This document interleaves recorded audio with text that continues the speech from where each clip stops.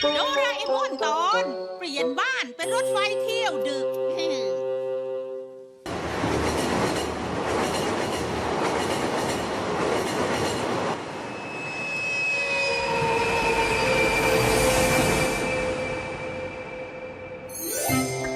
หมสุดยอดไปเลยแล้วนะทริปที่ไปกับรถไฟ Emerald Train อะพอมองออกไปนอกหน้าต่างก็จะเห็นแสงไฟในเมืองพุ่งเป็นเส้นเหมือนได้บินไปในทะเลดาวเลยล่ะไหนจะดินเนอร์ไทม์ที่สายจะได้อารมณ์สไตล์แอนทีคอาหารฝรั่งเศสแบบฟูลคอร์สก็มาจากร้านสุดหรูล้วนๆพอทานอาหารเสร็จก็ได้อาบน้ำจากฝักบัวร้อนๆผ่อนคลายสบายๆเหมือนอยู่ในโรงแรมชั้น1 5 ดาว 10 ดา อาว หารนะฟูลคอร์สด้วยเหรอแบบ ดีจังเลยนะได้อาบน้ำบนรถไฟด้วย โดราเอมอนพวกเราก็ไปกันบ้างเถอะ นั่นน่ะสินะ สงสัยท่านจะยาก จะตั๋วรถไฟ Emerald Train น่ะเป็นตั๋วแบบแพลตตินัมที่มีแต่บริษัทท่องเที่ยวชั้น 1เท่านั้นถึงจะได้มานะ พูดง่ายๆ คนธรรมดาอย่างพวกนายไม่มีบุญได้นั่งแน่นอนส่วนฉันจะนั่งเมื่อไหร่ก็ได้เพราะพ่อฉันมีเส้นฉันรวยสักอย่าง เนี่ยนะปลายทางคือเกาะคาโกชิบะในคิวชู ก็เลยได้ว่ายน้ำเล่นที่ชายหาดอิบุซึกิจนหนำใจไปเลย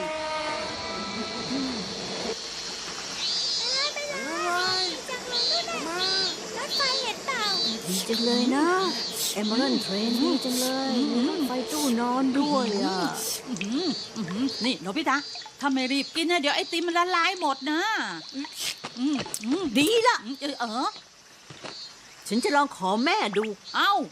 อ่ะกินซะฉันยกให้อ่ะ เอ้ยเอ้าอุ้ยเยอะอุ้ยเดี๋ยวที่โนบิตะ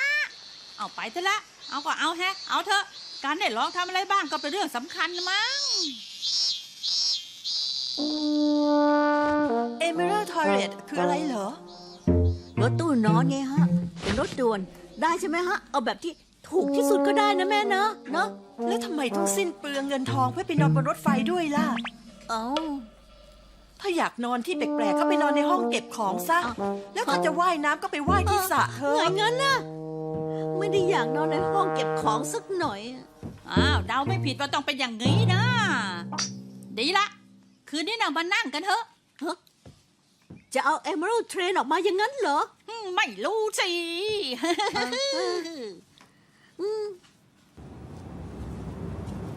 โดราเอมอนมืดแล้วนะ โอเค งั้นมาเริ่มกันเลยนะนี่ แปะอะไรไว้อะ เอาเฮน่าฮ่าไม่ไม่บอก อยู่นี่ชุดรถไฟตู้นอนเอาเจ้าเนี่ยเอาไว้ตรงนี้ นี่ ทำไมของเขา ใส่หมวกตรงนี้อย่างนี้ ปุ่มกดตรงนี้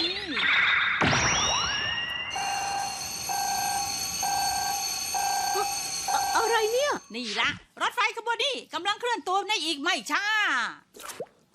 ขบวนรถไฟ ปั๊บชับนั่ง อ นี่ ย่าบอกนะว่าจะเล่นตีต่างนะไม่เอานะแบบเนี้ยฉันไม่ใช่เด็กอนุบาลสักหน่อย จะได้ขับรถไฟตีต่างอะโดราเอมอนพอเธอหน้าอายจะตายไปอะ ดูก่อนหมดสักอย่าง มันเกิดอะไรขึ้นอะจะบ้านสั่นหมดเลย เช็คด้านหน้าปลอดภัย เช็คด้านซ้ายปลอดภัย ตู้นอนด่วนพิเศษสายโนบีจะเคลื่อนขบวนแล้วชึกชักเลย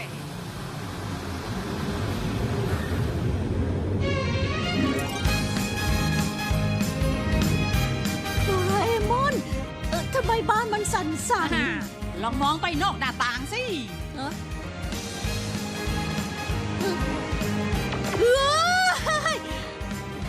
บ้านกำลังเคลื่อนที่ ไปแล้วเห็นไหม แบบนี้ชนแน่ นะไม่หรอกตอนนี้นะบ้านพวกเราอยู่ในอีกโลกหนึ่งที่เรียกว่ามิติที่ 4 ก็เลยทะลุผ่านไปได้อย่างปลอดภัย จริงเหรอ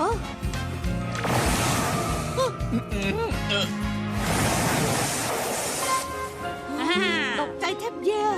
นี่ว่าแต่ว่าอยากจะไปไหนเล่า ไปได้ทุกที่นะจะบอกให้ งั้นไปทะเล เอาทะเลแล้วกัน รับทราบ รถนอนด่วนพิเศษขบวนนี้จะไปจอดที่ทะเลนะครับ เย้ไปวิ่งบนรางกันเถอะ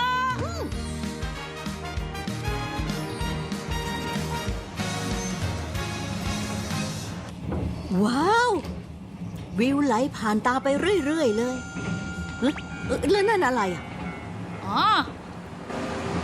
นั่นนะรถรางบรรทุกสินค้านะสิ มีไว้เพื่อขนส่งสิ่งของต่าง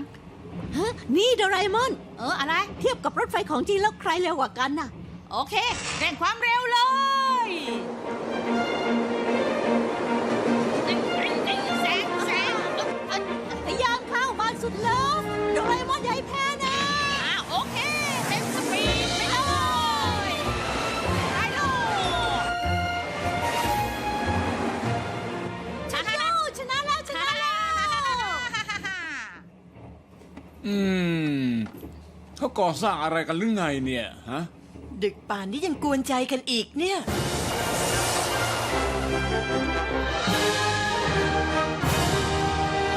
สวยจังเลยนะ เหมือนได้บินไปในหมู่ดาวเลย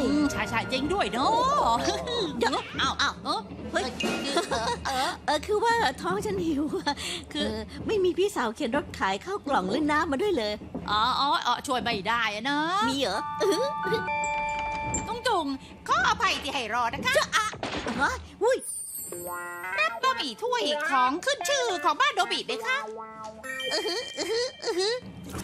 เชิญค่ะ ว้าว ขอบใจนะ แล้วน้ำร้อนล่ะ น้ำร้อนอาหารได้ที่รถตู้เสบียงนะคะ รถตู้เสบียงเหรอ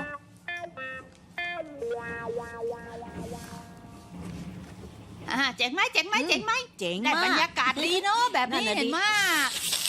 อร่อย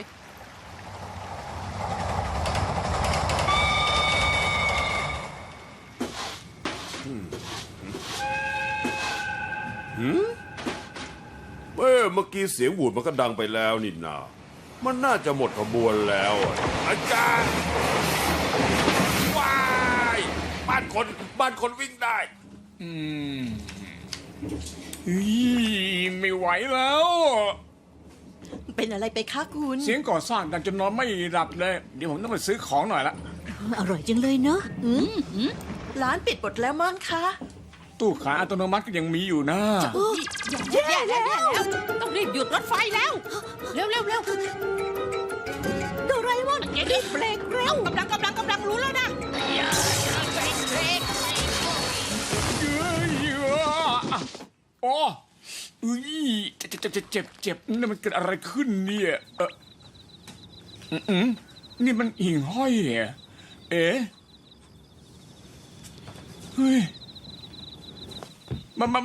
แม่จ๋าบ้านเราตั้งอยู่กลางภูเขาเลยอะ พูดอะไรของคุณกันคะละเมออยู่ใช่ไหมเนี่ย ไม่ต้องหาอะไรกินหรอก รีบนอนได้แล้วค่ะ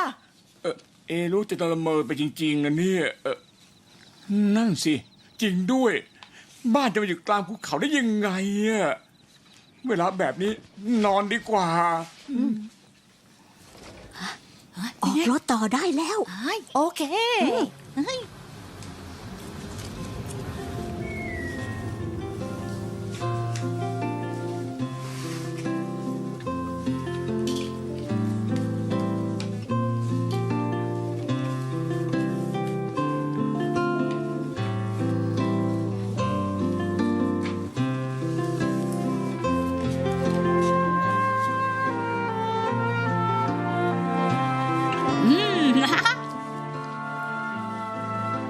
เห็นภูเขาแล้ว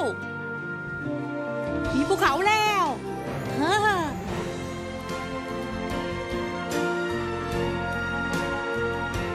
นี่โนบิตะถึงทะเลแล้วนะโถเอ้ยแต่กลับคนเดียวแฮะเอ้ย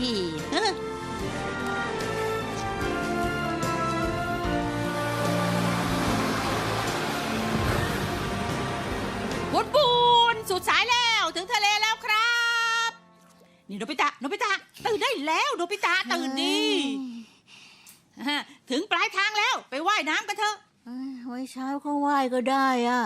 โถเอ้ยไม่ได้หรอกรถเนี่ยวิ่งได้แค่ตอนกลางคืนนะ ไปไหว้สักนิดเดียวนะ แล้วก็รีบกลับมาก่อนเช้าไง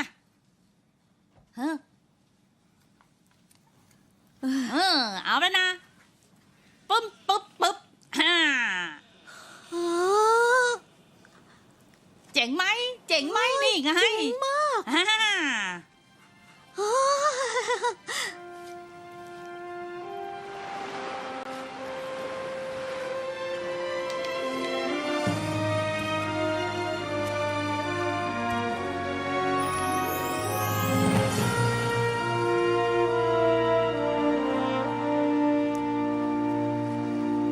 เล่นน้ำทะเลแบบเนี้ยก็ได้บรรยากาศไปอีกแบบนึงว่ามา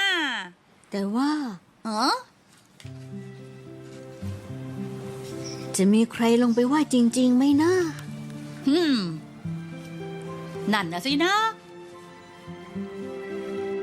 ลงไปไหว้กันเถอะโดราเอมอนรีบไปก่อนเช้ากัน เร็ว จะเดี๋ยวรอด้วย ลุยเลยนะ